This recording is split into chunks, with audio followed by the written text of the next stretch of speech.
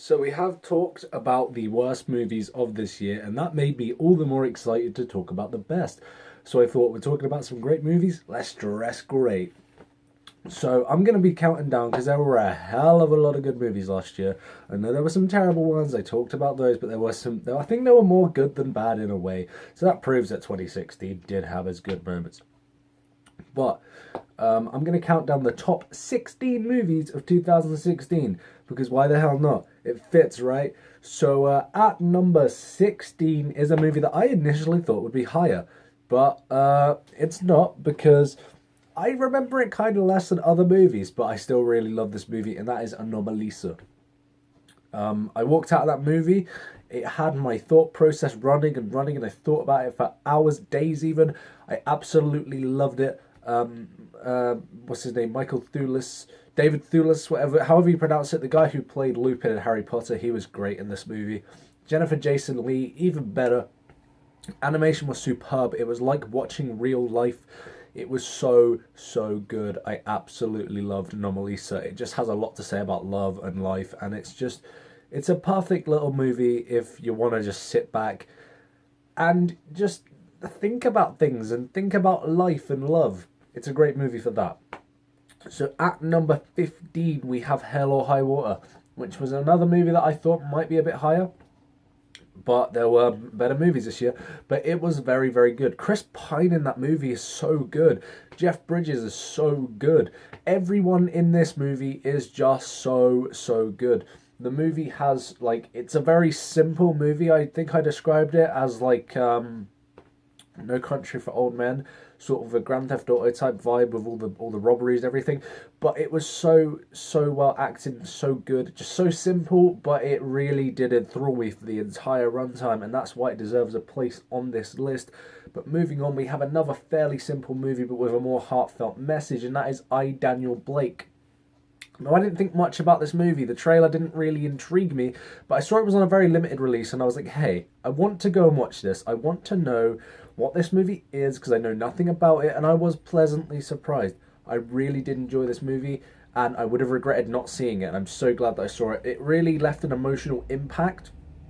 It's about the way the benefit system works in Britain and how Britain is pretty much a messed up country. I mean, this movie has a lot to say about the benefit system, about the way that people are just treated in general, and it really did pull on the heartstrings, and I have to give it massive props for that. I thought I, Daniel Blake was an extraordinary movie, and everyone involved. This movie deserves to be Oscar nominated because it's so good. But moving on, we have Nocturnal Animals, which was another massive surprise. I knew absolutely nothing about Nocturnal Animals. I might have seen one trailer, but I didn't really understand what was going on in that trailer. And then I went to see this movie, and I absolutely fell in love with it. Everything about it, the cinematography is amazing. It's like three stories rolled into one, and at times it can get a bit, what's going on? I don't really understand like 100% of the time, but then you look at it and you're like, okay, that's where that fits into there, and it wraps up absolutely perfectly. It is such a good way, like, such a good movie, and the way they wrap it up is just perfect, because everything that you're thinking about the movie, like, how does that tie into that, and where did that come from, it's all explained to you. And I love that. I love it when a movie does that, and Nocturnal Animals was just something completely different, something that I've not really seen in a movie before. So that's why it deserves its place on this list. Another massive surprise to me was Edge of 17, which is at my number 12 place on this list. The movie was brilliant, but the thing is, it was sort of that movie where you're thinking, okay, it's about a girl growing up. I've seen that a million times before. I've seen Boyhood, and I'm not a Boyhood fan. I think it's a boring movie that has no plot. But this one's like what Boyhood should and could have been, because this one, it didn't take 12 years to make, and it only follows her in her prime years of her life at the age of 17, whereas Boyhood followed 12 years, which was the whole gimmick behind it. But with this one, it's just a very simple look at a young girl, and it's so relatable, and it's such a feel-good movie by the end of it, and you really see where she's coming from. And Woody Harrelson gives a brilliant performance as the teacher in this movie. I loved him in this movie. So Edge of 17 is well worth seeing. And at number 11, we have the first Marvel entry on this list, which is Doctor Strange. I was excited for Doctor Strange. It looked completely different. I'm not the biggest, Doctor Strange fan because I don't know all of the backstory and everything. I just knew the basics about him. But Benedict Cumberbatch takes this movie and makes it his own. He makes this character his own the way Robert Downey Jr. did with Iron Man. And it's very different. The visuals are awesome. It deserves the Oscar for Best Visual Effects for sure. It was so good. It never gets too in your face. It's got a simple plot again for a Marvel movie. The villain's not amazing, but at the end of the film, I ended up loving it. I walked out thinking that was a great movie. I'm going to buy it on Blu-ray and add it to the rest of my Marvel collection. It was actually one of the best Marvel standalone films I've seen. And it just proves that lesser-known characters can make great movies with, Guardians of the Galaxy, Ant-Man. Now we have Doctor Strange. Love all three of those movies. This movie's one of my favourites out of them, so I highly recommend Doctor Strange if you haven't seen it. Even if you don't know the character, this will make you love the character, and that's what I love about these standalone Marvel films. Next up, at number 10, we have 10 Cloverfield Lane, which is a movie that I feel was kind of overlooked. I mean, it didn't get much advertising because it was advertised like a couple of weeks before it came out because it was such a surprise to people that we were getting a surprise sequel to Cloverfield. But it wasn't really a sequel to Cloverfield, it was a completely different movie. And I walked in and I was excited because I loved the trailer and the tone of the trailer. And I walked out thinking that was a solid horror movie. And it wasn't like, it was marketed as a sort of thriller. And it turned out to be a pretty scary experience. And it got a 12 rating in the UK, and I don't know how. But I bought this steelbook because I love it so much. John Goodman was awesome in this movie. Mary Elizabeth Winstead was great in this movie. I mean, John Goodman's the most unsettling guy in this movie. I absolutely loved his performance. I thought he was brilliant. And by the end of the movie, I just walked out. And it has an ending that divided people. First time I saw it, I really didn't like it. Second time I saw it, I actually understood and I really liked the ending. So I guess it all depends on preferences there. But overall, a brilliant survival sort of horror thriller movie. I absolutely love it. And it's something different as well to what we've seen. So yeah, highly recommend that. And at number 9, I think this is one of the first Blu-rays I bought this year. I can't remember when it came out, but this was one of the first great movies that came out this year, so it fits. Deadpool. I loved Deadpool so much. I love the character. I have the graphic novel, like the definitive Deadpool of his stories and everything. I've loved him for a long time. Obviously, X-Men Origins Wolverine absolutely just destroyed everything that was great about him. And when Ryan Reynolds was returning, it was like, okay, we've seen him take on Deadpool before, and he ruined that. But this was a completely different take on Deadpool, and this was the original comic book Deadpool. This is one of the best comic book movies I've seen because of the fact it's so close to the comic. And he breaks the fourth wall in the movie, and it's the Deadpool we know and love. And I'm so glad they took the chance and made this like an R-rated, 15-rated movie in the UK and America. Because if they just made it like a usual superhero PG-13 movie, it really couldn't have had as much of an impact and stayed true to the character. But they did great with this movie. Deadpool is an awesome, awesome film. So number 8, we have Room, which is the first movie on this list where people will say, but that's a 2015 film. But I'm going by UK because I live in England, and this film came out near the beginning of the year, I think in like January or February, and I saw it on one of its last showings, and I'm so glad that I did. I absolutely loved it. It's a movie that you watch the trailer and you think you know where it's going, but you don't. It takes a completely different turn, it's about a boy seeing the world for the first time, and Brie Larson's great in this movie. She won an Oscar for it, well deserved. I want to see her in more things. I can't wait to see how she does Captain Marvel when that movie gets released. But Room was just such a great movie, and it was a grim movie. It was grim, but when you walked out, you felt uplifted, and I loved the way that was done. I thought Room was brilliantly acted, brilliant directed. Cinematography again was great. And it's something that, when you see the trailer, you won't expect what you're getting, but what you get does pay off in a good way. So Room is definitely deserving of its place on my top 10. So at number 7 is a massive surprise, probably the biggest surprise of the year for me. I didn't know anything at all about this movie.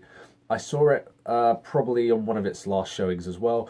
I just saw it was out and I was like, I've seen the reviews, they're pretty good, I guess I'll check it out. I don't know anything about it, but let's do it. That is Hunt for the Wilder People. I knew nothing nothing about it.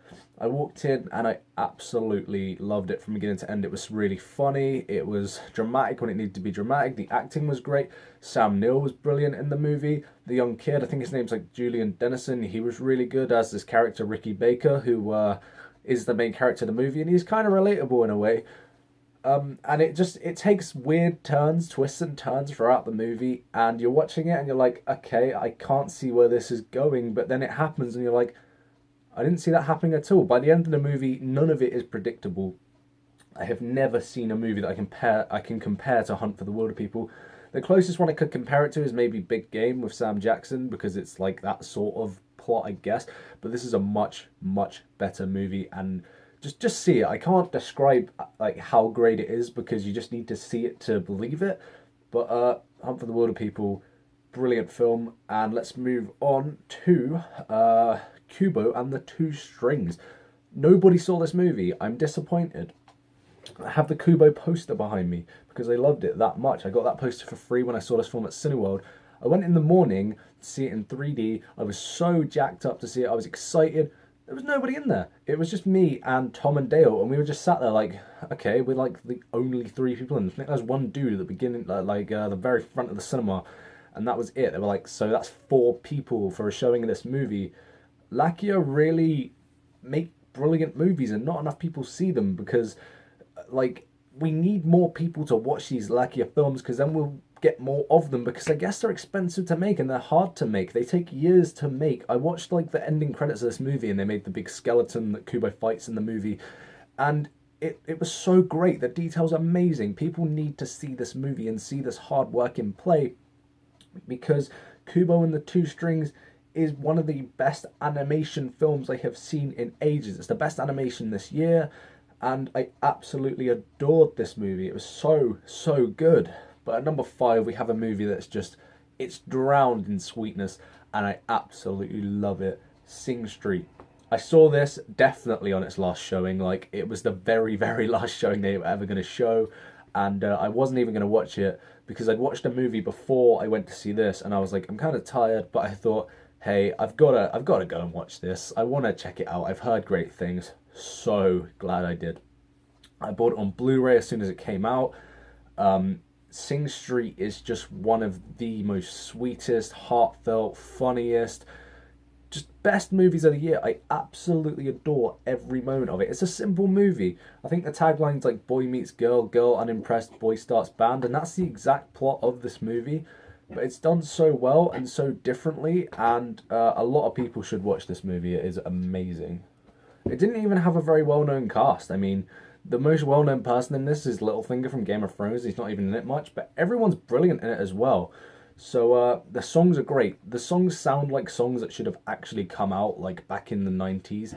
And it's great. The soundtrack, I want to buy the soundtrack. I still don't have it, but it's got probably the best soundtrack of the entire year. So at number 4, we have Captain America Civil War, which is one of the best, if not the best, Marvel movie I have ever seen. Everyone's in this movie. You got Captain America versus Iron Man, the big airport battle. You've got everyone battling everyone. Captain America, Iron Man. You know, Black Panther is fighting Captain America, and Captain America is fighting Spider-Man, and Spider-Man's fighting Ant-Man. But he's actually Giant Man, and it's so, so good. This was Spider-Man's introduction to the MCU, and they did it perfectly. He didn't outstay his welcome, but at the same time, he had enough screen time to introduce him into the Spider-Man Homecoming movie. This movie was so good, and it was emotional as well. It wasn't just like superheroes fight each other because, you know, money. It was actually like there were reasons for everything in this movie. It was emotional. It had an impact. Captain America Civil War is a brilliant film. It's a real heavy hitter, and Marvel will never die if they keep making movies like this, so just carry on doing that stuff. At number 3, we have Arrival. Now, these 3 movies, they could be changed up and turned around and everything, but I had to put them in order, and this is how I feel. So Arrival comes out at number 3, and it's pretty much on every single person's list. Everyone loves this movie. There's not a single person who doesn't, but Arrival's such a great movie. it's like a new look at alien communication, but it's done so differently. We've seen that before. We've seen aliens try and communicate with humans and come to Earth and try and invade the Earth. But that's not what this movie's about. This movie has a twist at the end that really, sets the whole course of the movie for you understand everything by the end, and it's done so well. Amy Adams and Jeremy Renner do a brilliant job. Even Forrest Whitaker, even though he's not in it much. It's just such a fresh original sci-fi movie, and it's so nice to see a new original sci-fi movie, the likes of which we haven't seen before, come out on the big screen, because we've got our sci-fi movies like Rogue One and Independence Day 2, but they're all like sequels and everything, and Independence Day 2 sucked, Rogue One was enjoyable, so we have those spectrums, but this one was an original movie, an original sci-fi, and it will go down as an original sci-fi classic. It's the best sci-fi movie I've seen since The Martian, if that can be counted as a sci-fi movie, and if you haven't seen this movie, I highly recommend it, because it's brilliant. Everything that critics are saying, believe it, this movie's great. But at number 2, we have another movie which people will say came out in 2015, but in this country, again, it came out in 2016. I saw it in January. It was a trouble seeing this movie because Cineworld refused to show it. I had to go to my Odeon, which was like out of the way, and had to pay for it rather than use my limited card. But I really wanted to see this movie because I'm a massive Tarantino fan, and that means that this is The Hateful Eight. I love Quentin Tarantino. He is my favourite director of all time, and The Hateful Eight proved that. It was so good. It's one of my favourite Tarantino movies now. I bought it on Blu-ray, added it to my collection. I now have like every single Tarantino movie on Blu-ray, DVD, whatever. But Hateful Eight, the dialogue was great, the story was great. It's a real whodunit sort of mystery story. It's like Cluedo, but with a Western feel to it. But it's so like, it's not predictable. You will not guess what happens by the end. Everyone is, a suspect. Nobody really is a victim in this movie, and you just keep guessing till the very end of the film, and it's so suspenseful and tense and great. Samuel L. Jackson kills it in this movie, same as Jeff Bridges. I love The Hateful Eight, but that brings us on to our number 1, and that is, without a doubt, Rogue One, A Star Wars Story. See, I'm wearing my Stormtrooper tie. I'm a massive Star Wars fan. There was no way this movie wasn't going to make the list, but it stays as my number 1 because it brought back everything I love about Star Wars. It did what The Force Awakens did, but it did it in a different way. This is a completely different Star Wars movie. It's gritty, it's intense. It's not what you expect necessarily. It's very violent. It has the greatest moment ever from Darth Vader. He is absolutely awesome in this movie. This film is just everything I love about Star Wars in one movie, and I can't thank Gareth Edwards enough for bringing this to the big screen. I can pop this movie in on Blu-ray, then straight after pop in my theatrical edition of the first Star Wars movie, watch them back to back. It works without the crawl, because then it goes on to describe the crawl for the first Star Wars perfectly. It's great how they made a movie out of an opening crawl for another movie, and it turned out to be my favourite movie of the year. Without a doubt, Rogue One, A Star Wars Story is a brilliant film. I love the entire cast. Felicity Jones was great. Diego Luna was pretty great. Donnie Yen gives a brilliant performance. Alan Tudyk, if that's how you pronounce his name, was K2SO. He's now my favourite droid in Star Wars. Loved it. Every moment was just great. And the final battle on Scarif was the greatest Star Wars battle in history. It has the greatest Star Wars space battle. I love how they brought back Tarkin. Spoilers, I guess. And like I said, Darth Vader kills it in this movie, and I am a huge fan of Darth Vader. So, those are my top 16 movies of 2016. Do you agree? Do you disagree? Let me know in that comments section. Thank you guys for watching. I have another review to bring you tomorrow, but we'll have to wait and see what that is. Thank you guys for watching, and I will see you very soon.